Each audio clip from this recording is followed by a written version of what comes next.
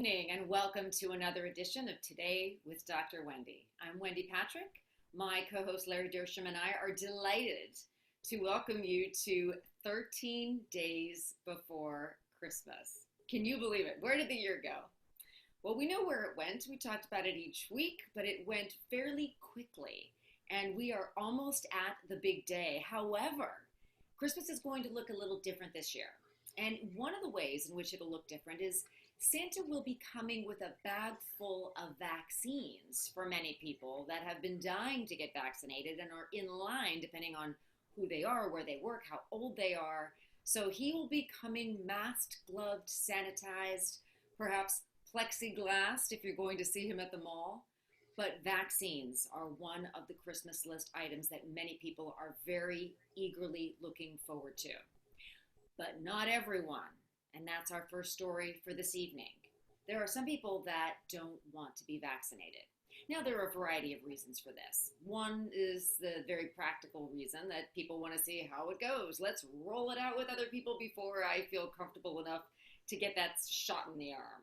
Then there are people that have genuine religious objections to being vaccinated. We've been dealing with that class of people for years. And then, of course, you have people with underlying medical conditions that would be compromised in some sense medically if they were vaccinated. So one thing that's been on everybody's mind, and I've been asked a lot of questions about this, is can your employer force you to be vaccinated? Well, the answer, as with other types of vaccines, is a qualified yes. You probably thought I was going to say no. A qualified yes, because if it's a private employer, obviously, there are still going to be those exemptions, as there have always been, for religious reasons and for medical reasons. But largely, there is also an issue of on-the-job safety and an employer's duty to provide a safe and healthy workplace for customers, for consumers, for patrons, for other employees. And along those lines, if it is a job where you have to interact with the public, there are many private employers that can make that decision. Now, this isn't new. Of course, we're talking about it in connection with COVID this year, but this isn't a new concept. In fact, there are lots of workplaces where you always had to be vaccinated each year against the flu, for example. And of course, healthcare is the most obvious one of those. And then, of course, and Larry knows this as a constitutional law expert, there have always been mandatory school vaccination rules. You remember that growing up, Larry? I sure do. I had to get the polio shot and a bunch of other shots as a condition to going to school. That's right. So it's a balance of health and wealth, understanding that you have to make a living, but you also have to comply, as does your employer, with the laws that say it's not just your health, it's making sure that everybody else stays healthy also. So this is really becoming a sticking point, and I get it. I understand that by the time many of us were old enough to be in the workplace, the polio vaccine and everything else, those had been around for decades. People knew the risks and pretty much had ironed out the kinks. This is different. This is new. It just got approved, what, Larry, yesterday? So Yes. many people are understandably and justifiably a little skittish about saying, hey, I want to be first in line and I want to make sure that my employer honors that. Here's what many employers will honor: flexibility, i.e., can you work remotely? Are there places that you can work at your current workplace that don't involve interfacing literally with the general public if you, for whatever reason, don't want to get a vaccine? So this really is going to be a game changer. It's also a competitive advantage for these workplaces, even if they're hospitality based, that can say, we offer a 100% vaccinated workforce. In other words, you can eat here safely because 100% of the people that work here, of our employees, of our servers, even back in the kitchen, have been vaccinated. So there's so many different things that no doubt we'll be talking about on future shows. But we also have to talk about a big setback that took place yesterday with the Supreme Court refusing to take up that Texas case that everybody was talking about. So many attorneys general and other states signed off on regarding the election. Larry, what's the latest on that? And I understand, given that we always have a silver lining here, that there may even be a silver lining to the election fraud cases. Right. Yeah, Wendy, the Supreme Court yesterday, late yesterday Eastern time, rejected Texas complaint. They filed a lawsuit against Pennsylvania, Georgia, Minnesota, and Wisconsin, or excuse me, Michigan and Wisconsin, and they said that to Texas that you lack standing under their Article 3 of the Constitution. But I would just say that, under Article 2, Section 1, Clause 2, it's the so-called electors clause that only the state legislators can, set the election rules, and especially when it comes to appointing the electors, which they're going to be doing. I think it's Monday. They're supposed to do that, certify the electors for each of those states. So, Larry, because it's Monday, what would you say to the naysayers that basically say the president has run out of runway? What type, and I understand that, people are working through the weekend, courts are open. We were hearing arguments today, I think it was in Wisconsin. What would you say to the people that are still holding out hope? I mean, there's a big rally going on today. I think there's a huge amount of hope, Wendy. For one thing, Pennsylvania, believe it or not, still has another case that's going up. They rejected the initial one that was brought up there, but they're working on that. They're amending the complaints. That's going to go back up. And as far as like lack of standing, okay, you could say Texas doesn't have lack of standing. I don't know why, because when one state sues another state, there's no place else to go. That's called original jurisdiction. That should go immediately to the Supreme Court, and they should at least hear the case. But anyhow, if they say Texas doesn't have standing, how about President Trump? President Trump may have standing. It looks like part of the argument had to do with, well, one state can't file a lawsuit contesting the way another state does its elections. So it seems like there were some constitutional law issues there that basically really fed that standing argument to the extent that only two of the justices, at least, and I'm paraphrasing, thought, guys, do you just want to hear this? Can we just hear this? Exactly. And there's another interesting thing that nobody or not many people know about. Does Trump have a Trump card? Well, back in September 12th of 2018, President Trump issued Executive Order 1348. And that gives him the ability to put the national emergency laws into place if they find there's been foreign interference in the election. And they've already discovered that China has given millions and millions of dollars to Dominion voting systems to do that. And did you know, Wendy, that on the Georgia Dominion voting system machines, as well as in Pennsylvania and Michigan and Wisconsin, they have modems in there that can transmit wirelessly, and you're not supposed to be able to be hooked up to the internet over that. And they actually have bills of sale where those modems are installed. You know what I think is the most frustrating part of all of that is all of that evidence, Larry, is so important. The election meddling, the internet software, all of that. It almost seems like there was insufficient time for all of that evidence to get into a courtroom and actually be proven. Not beyond a reasonable doubt like I have to do. It's not a criminal court. But in the proceedings, in the civil court proceedings, I think it probably has to be very frustrating to these lawyers that have just been working 24/7. I mean, here most people are trying to enjoy the Christmas season and looking at lights and putting up their tree. And these lawyers have just been basically day and night trying to get these cases heard. And so frustrating for them that many of them have not even been heard. And one of the reasons that many people would be in favor of these lawsuits being heard is it's about election integrity. That's a bipartisan passion. That is something that wouldn't both sides want to know. How can we make sure we have free and fair elections? I mean, even the Democrats, wouldn't they also have a vested interest in making sure that votes are counted honestly and accurately? And you gotta feel a little bit bad for Joe Biden. Here he is listening to all this news coverage of people saying, there is no way that guy got this many votes. I mean, that has to be an incredibly humbling experience for him, don't you think? Oh, absolutely. But just think of it. The legislatures of these various states are supposed to be the only ones that can change the election law. Right. But instead, they had the executive branches and the courts of those states. They changed the timelines. They changed the rules. And they even, some people would allege, and I would, that they changed the votes. Yeah, Now, and how that do you has to be, unscramble the eggs, though, Larry? That's another one of the problems is if you can't segregate what was done accurately and inaccurately. Although that should not be the argument; it should not be outcome determinative regarding whether or not the courts hear those cases. And you know that these jurists really, I do have faith in the judicial system. You know, they probably want to do the right thing, but are they at all influenced by the reality in many of these states that even if there were some degree of fraud proven, that it wouldn't change the outcome?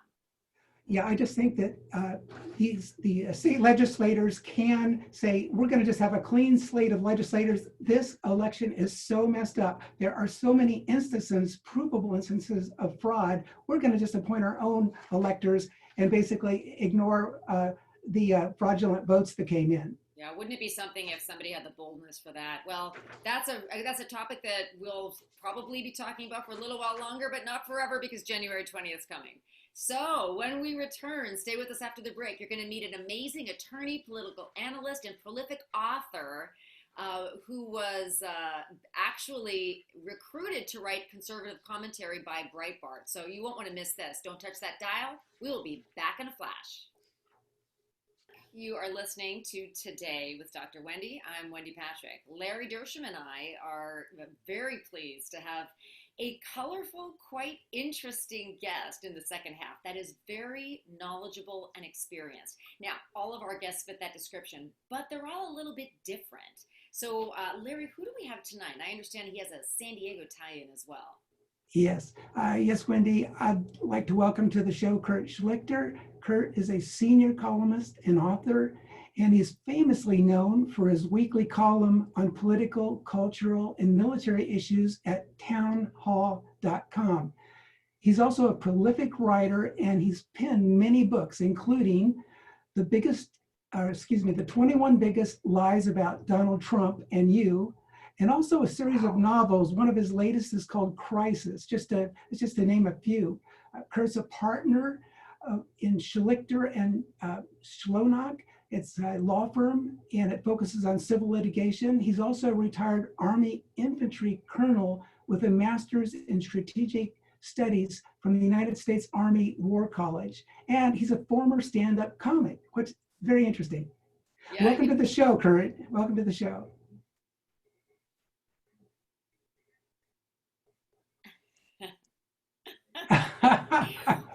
Kurt, the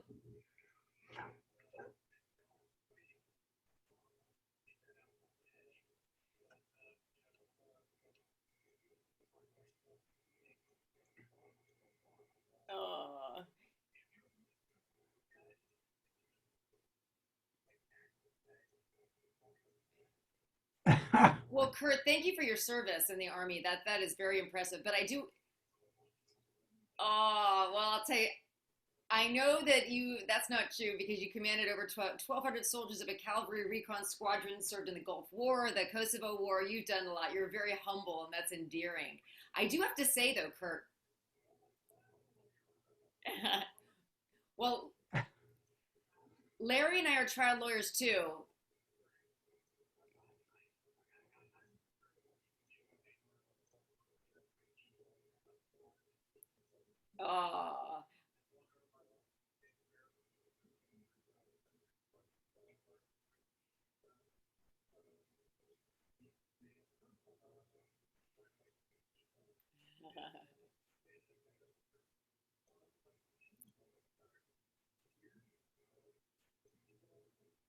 Kurt, I have to say, one of the things that caught my attention on your resume was the fact that you're a former stand-up comic. That has to be the hardest job in the world, especially.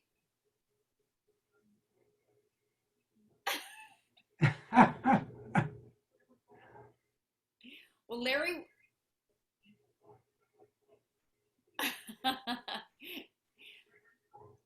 Larry wanted me to ask you if you thought the election was a joke.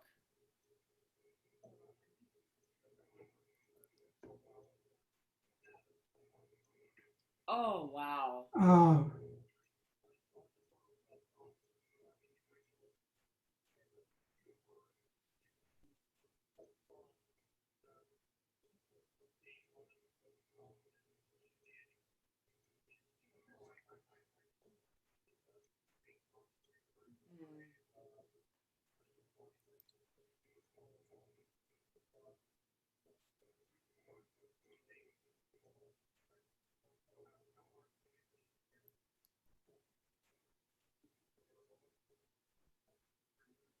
Right.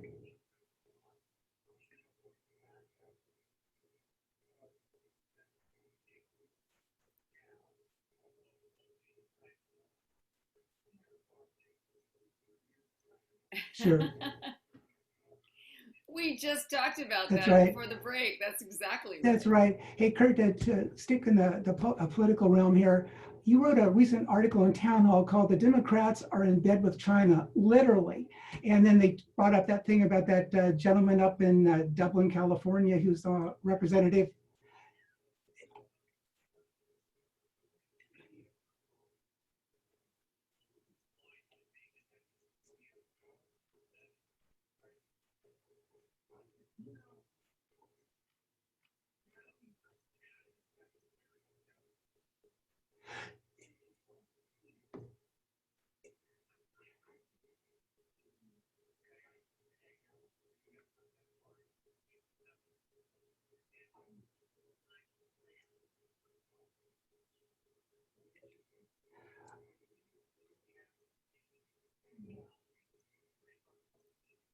It, exactly. Do you think that he is? Do you think the Chinese have a strong influence in America? I mean, through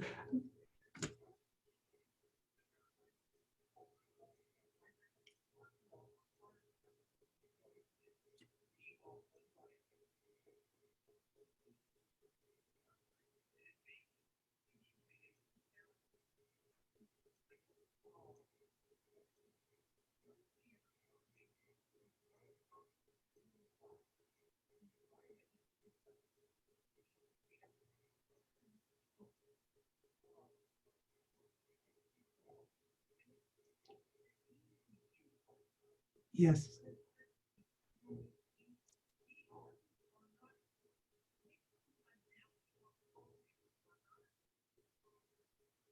You know, one of the things that yes, Yeah, one of the things that Larry and I talked about before the break, and we've been talking about literally nonstop since November 3rd.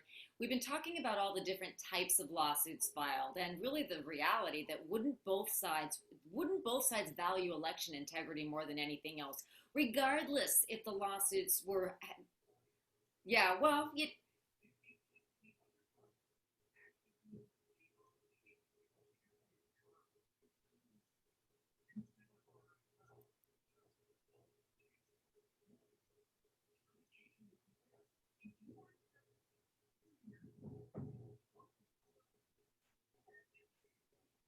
yes.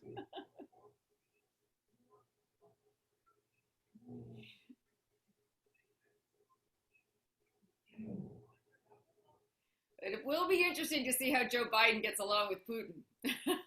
It is.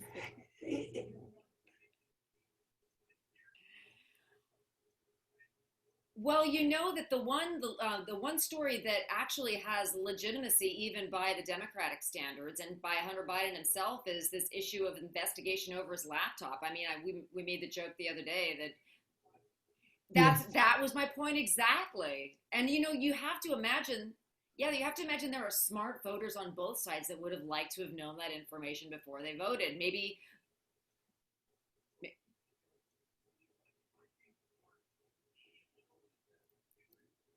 right. exactly.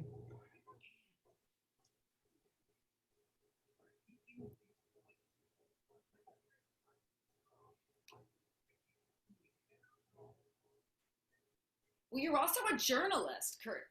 You're also a journalist, and so you probably are doubly, really almost incensed about the reality that somehow this was buried, even by social media censorship. I mean, you think on the one hand, in the day and age in which we live, how do you bury a story nowadays? And then on the other hand, the three of us have just indicated this is a huge story that would have been at issue for many Americans on both sides of the aisle had they known earlier.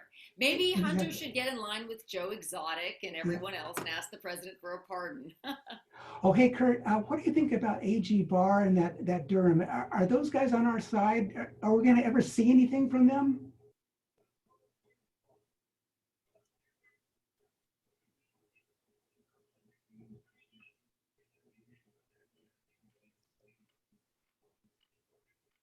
Yes. Okay.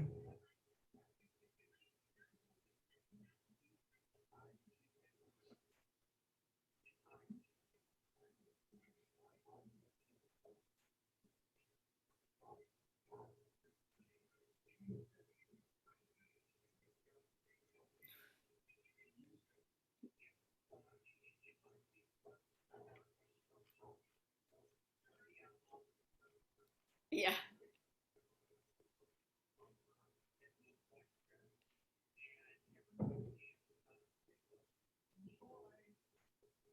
Exactly. Yeah.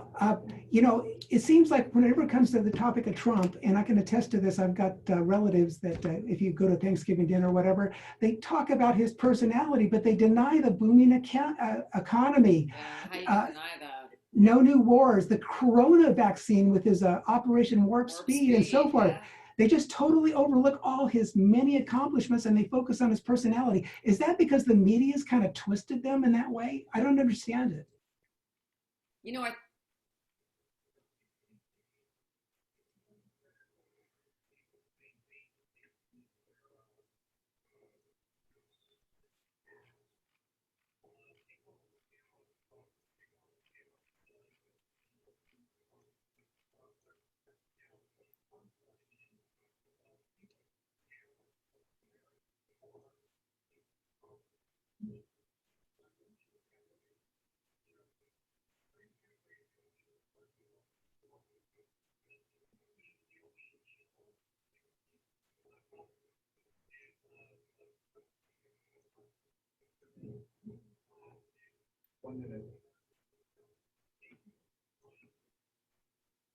Yeah, no, you know what, Kurt, we're out of time, but this has been a very thought-provoking interview. It's almost amazing how many topics we somehow managed to touch in such a short period of time. Website real fast, Kurt, where people can find out more about you?